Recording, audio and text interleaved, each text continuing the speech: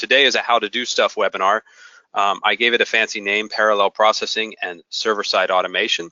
And this is really just kind of how to leverage one of the Servoy clients called the headless client. So what I have planned for today is, of course, demos and then a bit of overview. We're going to talk about parallel processing using the headless API, and then server-side automation using batch processors. And then afterwards we'll do a quick overview of what we saw and how to do it. So let's jump right into the demo.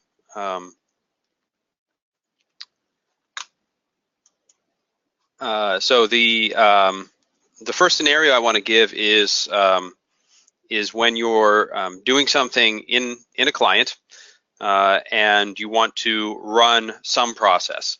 Now, Servoy's clients are all single-threaded, which means you can't do things in parallel, and this is a good thing because if you make a client multi-threaded, then you are responsible for managing that, and it can become a mess, especially with synchronizing on data and stuff. So fortunately, the clients are thread safe and easy to use. But if you ever want to do something that takes a while, even like 10 seconds, you get kind of a bad user experience. So for example, if you're doing a email marketing blast and you want to send an email to 1,000 recipients, it might take a few minutes, and you don't want to wait around for that job to finish. So the demo I'm going to give here is sort of simulating that, where I'm going to give a job to another client session and have it executed on my behalf. At the same time, I want to monitor the progress of that job. And in this situation, I'm actually going to queue more than one job. I'm going to queue maybe 3 jobs, and we're going to see how it's going to pick up one job, and then it's going to do the next job and the next job in the queue, and we'll get a notification that it's happening. So I'm going to give my first job a name. We'll call it job 1, very creative. And I'm going to process an arbitrary number of units. I'm just faking the complexity of the job and the time that it's going to take, but let's give it 2,000 units. That'll be about 20 seconds. So you can see that job 1 is started, it's processing. I'm going to give it job 2 while we're waiting, and we'll give it, I don't know, 1,500 units and start that one. So job 2 has been queued. You can see the notification. But it's not going to start until job 1 is finished. I set up job 3 while I'm waiting. So job 2 is now started, job 1 finished, and while job 2 is running, you can see that job 3 is queued. And again, I'm free to use the client here. This is all happening in another client session. Now job 2 finished, job 3 is running. I'm going to cancel it partway through. So I actually talked to the other client and said, hey, I want to cancel this job. And then you can see that it didn't finish. It killed it partway through. So that's kind of what it looks like from the front end. So what's really happening when I do this? To sort of look into this a bit deeper, I'm opening up the administrator's console on the app server where I'm running this. I'm running this on an Amazon web server. Not running it in developer because there are multiple clients. And so I have 2 clients right now. The NG client is this one, the one that we can see. And then you can see that there's this other one called a headless client. And a headless client is another client session in Servoy. It can do all the same things, except there's no user, or there's no end user UI. And so what I did is I launched this client, and then I started queuing methods on that client with the 3 jobs that I was doing, and it actually ran the methods and it called back to me. So what does this look like in code?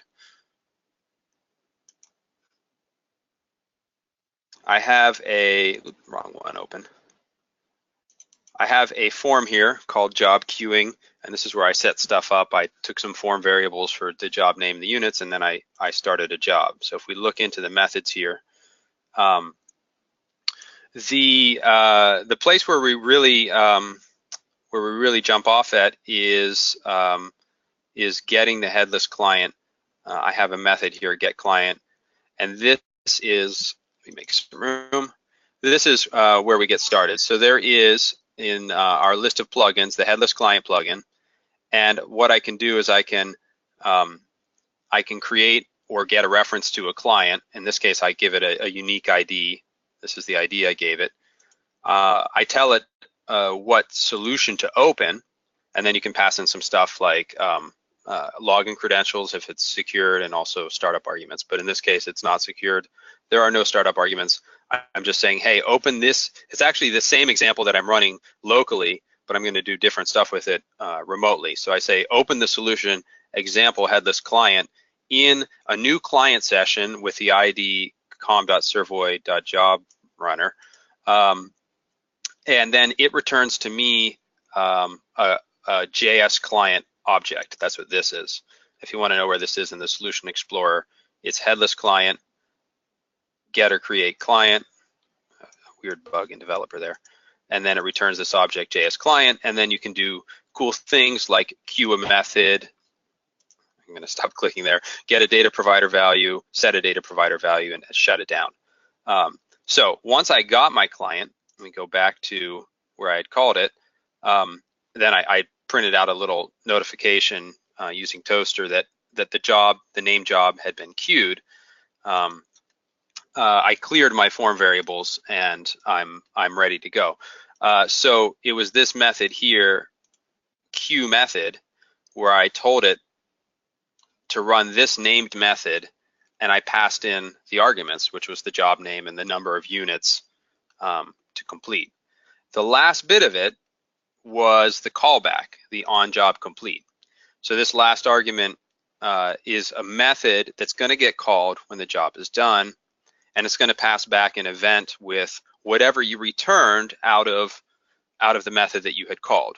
So I know there's a lot going on here, so just to refresh or recap, I'm calling this method, which is in a different scope. We'll take a look at it in a minute. I'm giving it the job name and the number of units to process as the arguments, and I'm saying when you're done, call this method on job complete, which is right down here.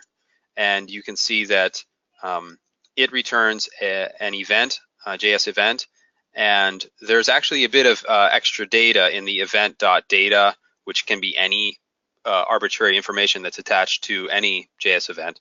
And in this case, this is what I've returned out of that remote method.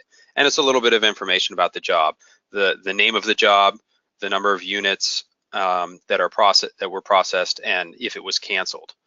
And then so I do a little bit more notifications here. You saw when I popped the toaster that it had completed successfully, or the red toaster when in the one case where I had canceled it. So the remote job that's run is this job runner, scopes.jobrunner start job. If I look for that,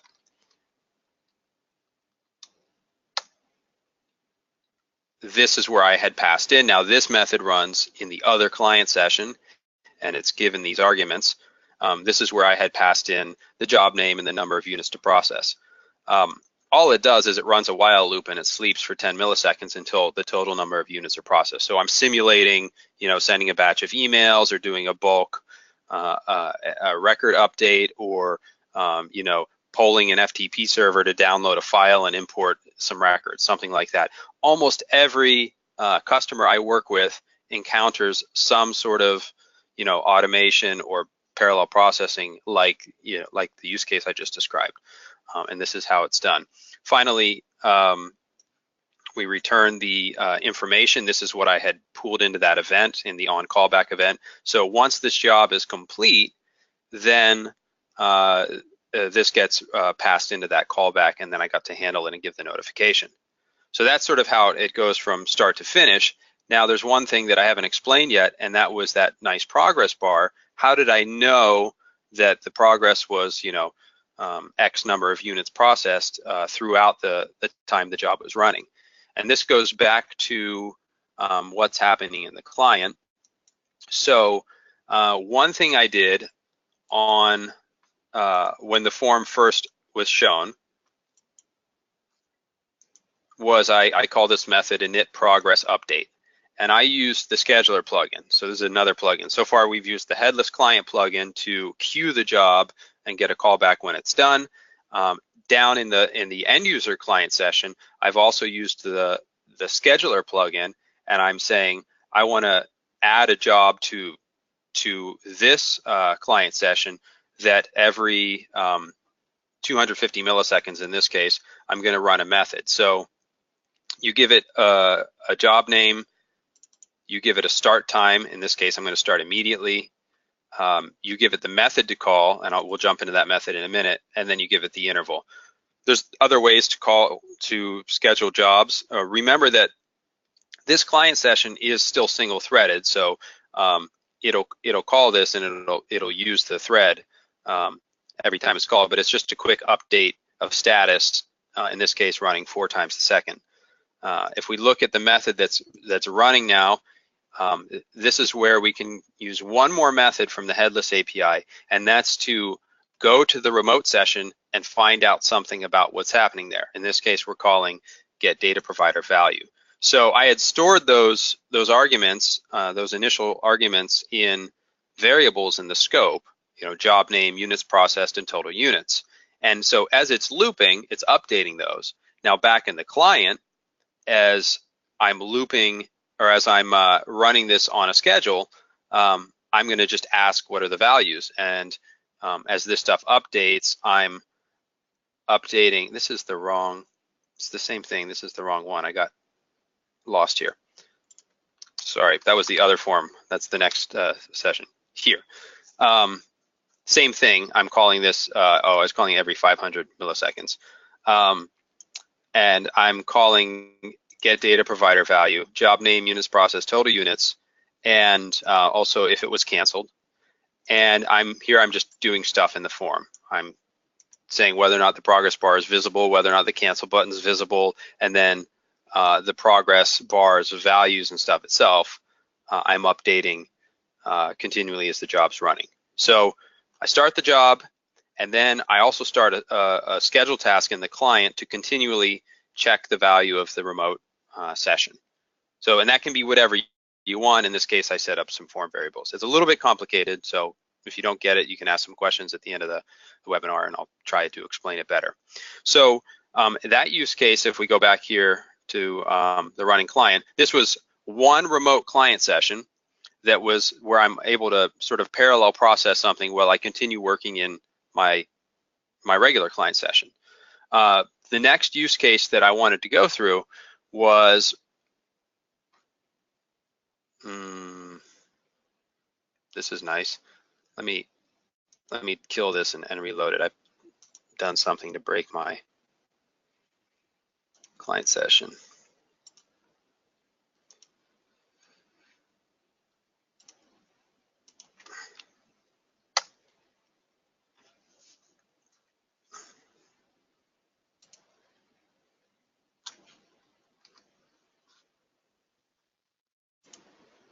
Okay, sorry about that. So the next use case that I want to cover is that I actually want to run several jobs in parallel. In this case, I was running it in parallel to my client session, but the jobs are queued. So one completed, then the next one went, then the next one went. That's fine. But let's say I want to use even more CPUs and do things really in parallel. So in this case, I'm gonna queue up several jobs. So we're gonna again do job 1.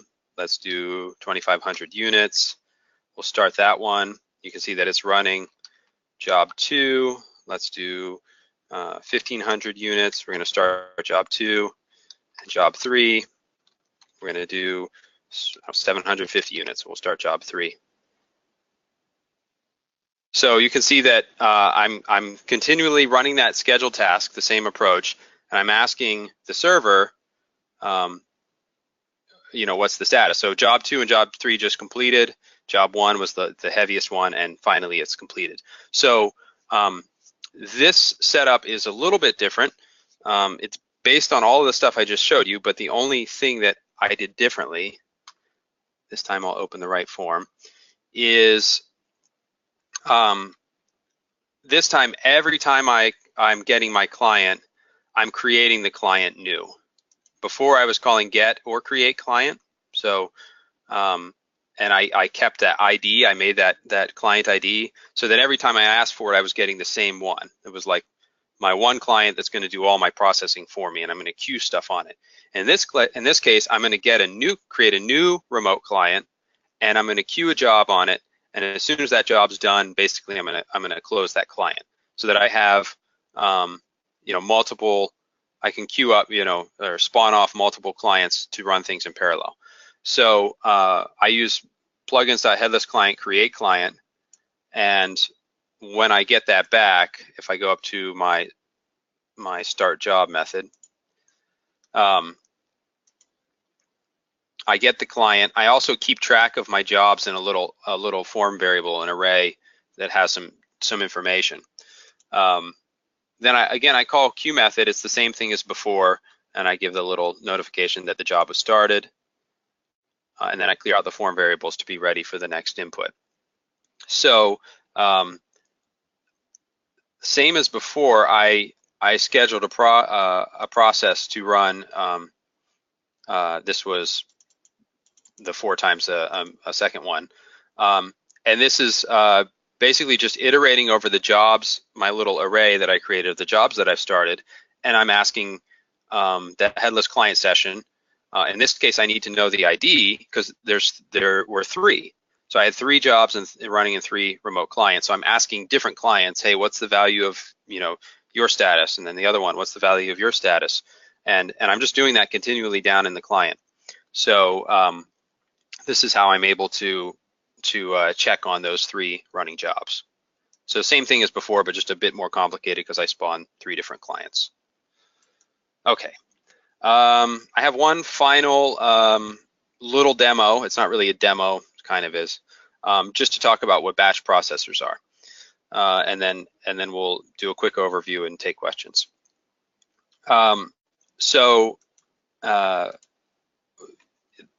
Let me just explain the use cases I just went through where a user wants to start a job and then see progress about the job. But a lot of times we see use cases where jobs just really need to be totally automated with no user interaction. So what we do in that case is we take the same technology, the headless client, but we configure it to start when the server starts and to do something. And this is what we call in Servoy speak a batch processor. So on my administrator's console here on my app server, there is a batch processors section where I can configure these. And the way this works is you pick a solution that you've imported, and you give it some startup arguments if you want, some credentials to log in, and then you add it. So I'll remove this so that we can start fresh. So I have my batch processor. I'm going to give it some arguments I had in my clipboard here. In this case, these are cron timings, but this could be anything. I could pass in whatever I want. So I'm going to give it the cron timings that I want to run, and I'm going to add it. And I'm going to clear my log real quick because I probably have a bunch of stuff in there. And I'll come back to my batch processors, and I'm going to start it. So now that solution is running in the headless client server side. I'm going to go back to my server log, and I have a little log message here that says batch processor loaded with startup arguments. I'm going to let that run, and I'm going to go to Servoy developer and show you what that solution does. So I included it as a module here so we could just find it quickly. There's one scope called batch processing. So this solution has an on-open method. So when it first gets started, it's on-solution open method is called. And this is where I had printed out that the startup args that were passed in. Then I use that scheduler plugin again, and the argument that I passed in was the cron timings.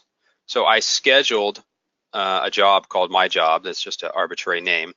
The argument that was passed in the cron timings, and then the method that I want to run, which is called run job, and then I'm just going to print something out like I'm doing something. So this could be anything. This could be, every hour you send an email digest of recent activity in the CRM or something like that. Loads of use cases that we see over the years that make use of this approach. So I think I've been running my mouth for a minute. Let's go back and refresh the log and see if we see the printout. Yay, there we go. So I have it set to run once a minute, and you can see that after a minute or so, we see the printout in the log. So we get the verification that, hey, the headless client started, it's running, and then once a minute, it did something. If I look at the clients tab or link on my administrator's console, you can see that I have the headless client session that's running that batch process, that solution example batch processor. So that's what was started. I configured this here, but the cool thing is that once I've configured it, this stays added. It's stored in the Servoy properties file. So every time the server comes up, this solution will start in a headless client. The on-solution open method is fired, and then in that method, it's scheduled the task. Now, some batch processors just do something once, and then they can terminate. They can just exit the solution. But more often is the case where it does something on a schedule. So those are my demos. We're right at 11:25. Let's just do a quick overview. Maybe I make this big. Okay, just to recap, the headless client is a client session that runs on the server. It has no user interface. It can have a logged in user account, but no UI. The headless API is a plugin API that allows a developer to programmatically launch and control remote client sessions. So at runtime, this is usually managed from other client sessions. They can be other headless client sessions, but typically you can do this from real UI client sessions.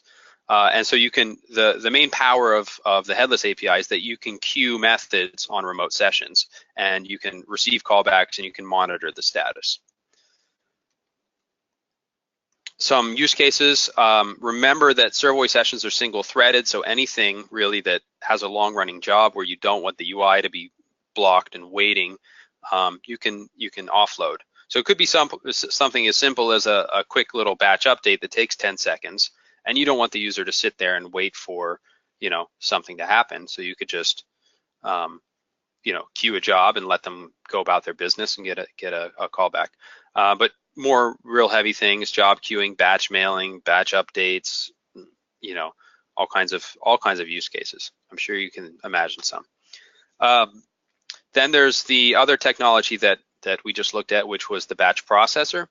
The batch processor is just our terminology for headless client session that can start when the entire application server starts, and then it can run a job on a schedule, and you can configure it. You can pass in information to like cron timings or something. So thank you very much. It was a lot to take in. I'm ready to take questions, Jan. Do we have any? Well, it looks like everybody is flabbergasted, or your presentation was extremely clear, Sean. It has to be one of those, right? I'm not seeing a lot of questions, but I'll give everybody a chance to still post any questions that they may have. Oh, there's one question. Are there significant differences between Smart Client, Web Client, and NG Client in using the batch processor? No, there's no difference at all. They all can access it the same. And you're using the toaster notifications that only works on NG Client, right? Yes, yeah. So everything that I showed you was in the NG client. The ability to manipulate remote sessions is, it doesn't matter which client session you use, but I did use some NG only technology in there. One was the toaster that was popping up. The other one was the Bootstrap extra progress bars, which were showing the progress. There is a progress bar available for the Smart Client too. So.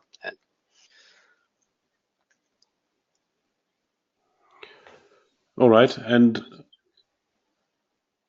let's see. Bob says great, and Rafi says,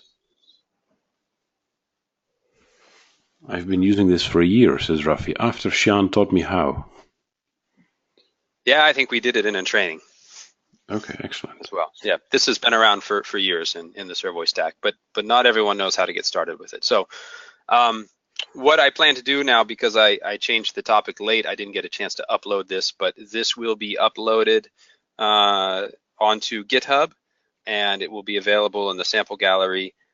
You'll be able to download it as a .servoy import file and run it for yourself, although I should give you the caveat that the parallel jobs will require you to run it and test it on an app server, because you actually have to have multiple headless clients running too, and you can only do that when you really put it on the app server. But we can document that. So I will post the links on the forum. Until then, some useful links here. The webinar series is always, Jan records them and edits them and posts them there. And then we keep a running thread on Servoy forum where we can post links and stuff as well. Yeah, so if you have any additional questions, then feel free to post them on the forum. We'll keep an eye on it to answer any questions. If you have suggestions for other topics, keep them coming. We will be back in 2 weeks with, do you already know what, Sean, or is it a surprise like today's? Well, maybe we can announce it when we do the email blast. I plan to come back to the web components update that we had planned for today. All right. All right, well, I look forward to meeting you all, and thanks, Sean, for presenting today. Thank you. Bye-bye.